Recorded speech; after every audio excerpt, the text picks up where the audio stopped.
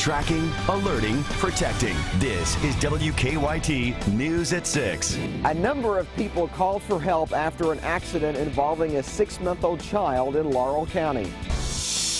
A fun trip takes a sour turn for dozens of high school band members returning home sick. A big game for a big cause here tonight at Transylvania University.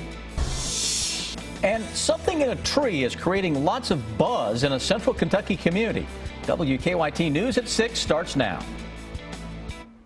Good evening. She's accused of causing a crash that killed her 6-month-old granddaughter. And today, a Laurel County woman charged with murder faced a judge. Investigators say Melissa Worstel was on drugs when her car hit a telephone pole Monday night. And new tonight, we have obtained the 911 calls people living nearby made after that crash. Phil Pendleton has the update in our top story at 6.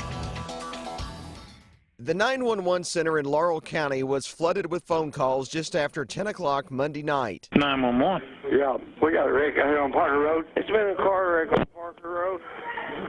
Okay, about how far down Parker Road? Blakely subdivision. It's right by the hospital. They hit a telephone pole. Police say Melissa Worstel was high on drugs and admitted to taking Neurontin and methadone, and she didn't properly restrain her 6-month-old granddaughter when she set out and then crashed. Okay, can you tell if anybody's hurt? Is anybody hurt? Yeah. All right, we've got them just down past the hospital. Yeah. All right, we've got them on the way. Ivy Worstel died at the London Hospital, and this morning, Ma'am, at the detention center, would you please state your name?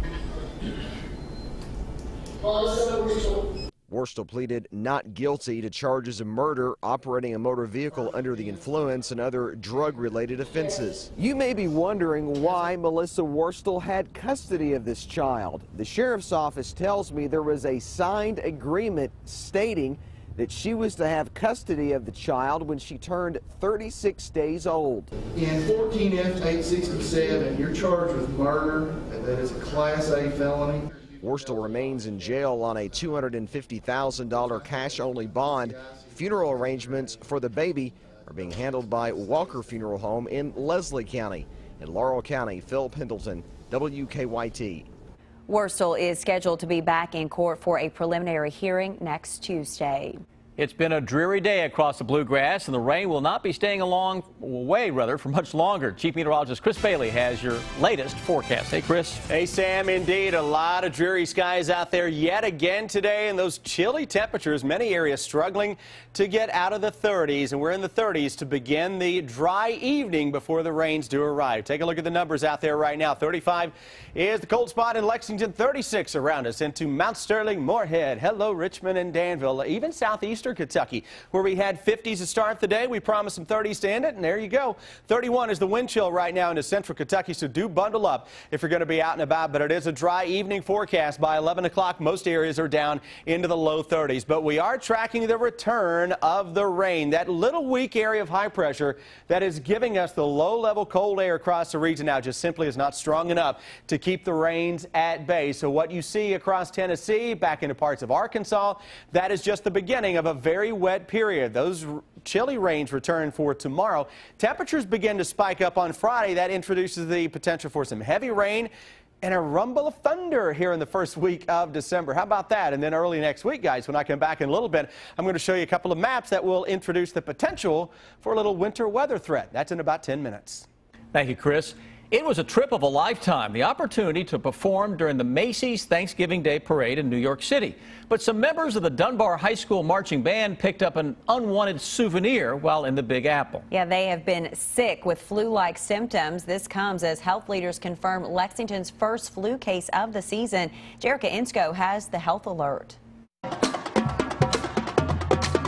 Marching in the Macy's Thanksgiving Day Parade for the Dunbar High School Band is an honor, but sickness before, during, and after isn't what they wanted to bring back. Everybody made it. Everybody marched and made it the entire parade. Kathy Yeager is the president of the Dunbar High School Band Booster, and she traveled with the 186 band students to New York, with her son being a senior band student. Yeah, pretty much if one of them gets it, it's going to be spread around to everybody else.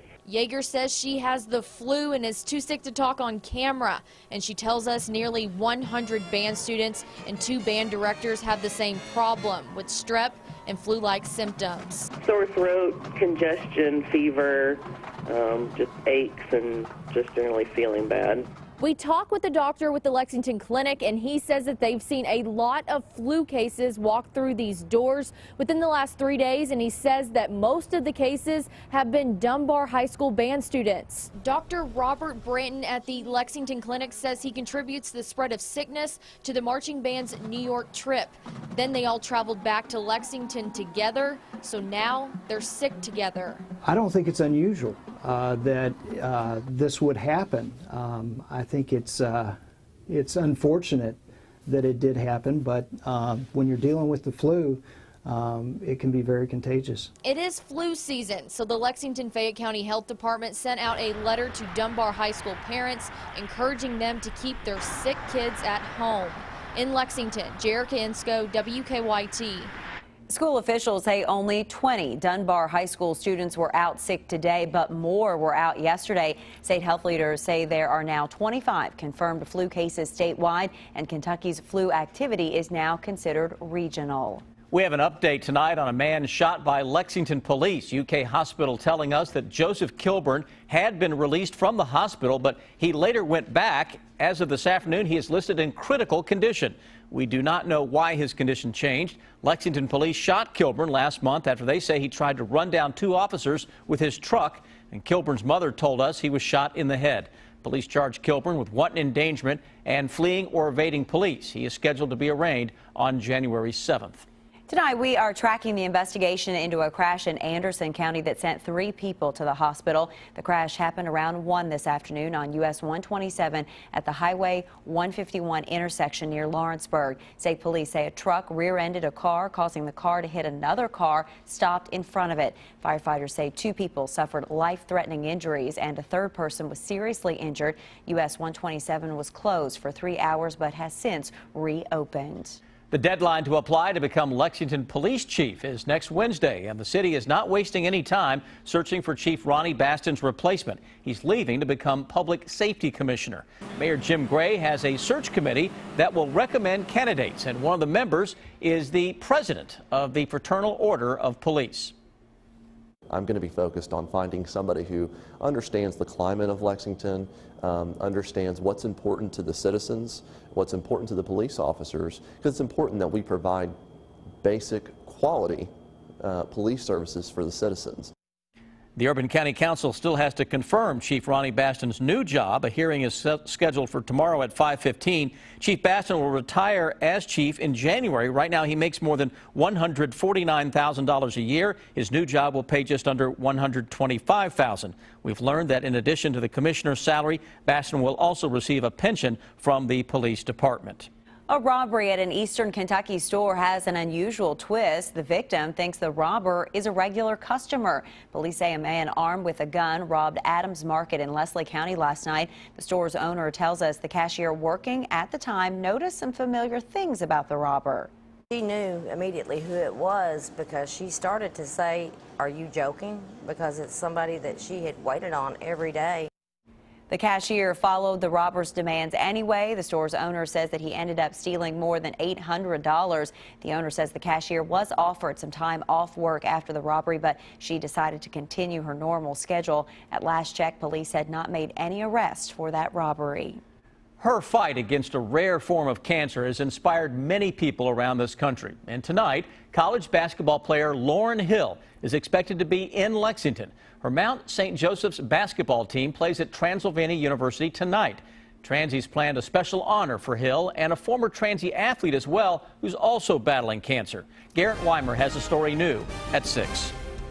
It's called Hoops for a Cause, and the proceeds from tonight's game will go to help cancer research. It's a cause that gained national attention with Lauren Hill, but it hit close to home here at Transy. With tonight's Hoops for a Cause, they're showing support for 2 brave young women fighting cancer. Torcy Hogley, a former Transy tennis player who graduated in May, and Lauren Hill, who's expected to be here tonight as Mount St. Joseph takes on Transy on the hardwood.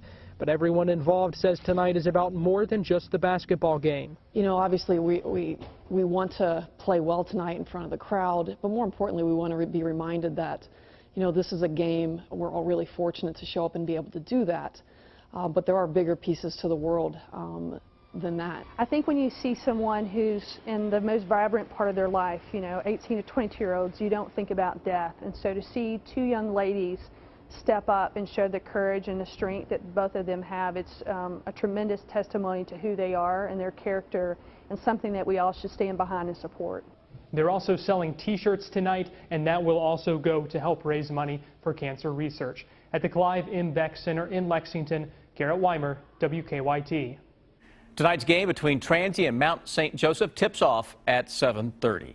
It's the buzz of a small Kentucky community. A giant beehive has appeared in a tree near a Robertson County home, and people living nearby worry there could be dangerous African bees inside. But as Victor Puente tells us, experts don't think they have anything to worry about. There's no buzzing to listen for, but this hive isn't very hard to spot. We had a maintenance man over here doing some repairs, and he happened to notice it. That was about 3 weeks ago. Since then, it's grown, and so has the crowd. Since then, there's probably been 100 people over here looking at it. This home is owned by Kentontown Christian Church, which is just down the road. The man who lives here told Jones the bees haven't bothered him, and when it's cold, they don't move very much, but when it's warm, they can get active. That almost led to the destruction of the hive. That was the first option. He wanted to just take it home and try to get it down, take it home and destroy it, because if they were killer bees, we didn't want them to, you know, take root here and go to multiplying. But an entomologist with the University of Kentucky says African bees don't come this far north. And this is most likely the remnants of a hive that moved on but left some stragglers behind. Although building it with no protection is odd. I've never seen anything like that in my life, and I several people that's lived around here forever, they've just, you know, it's rare. You just don't see this every day. Jones says a friend of his had a hive in a bee box across the street, but it disappeared at the end of the summer. They don't know if that has anything to do with this growing mystery. In Robertson County, Victor Puente, WKYT. It is odd, that's for sure. The man who lives in the home told the Ledger Independent that researchers from the University of Kentucky were coming to take the hive because the bees couldn't survive the winter.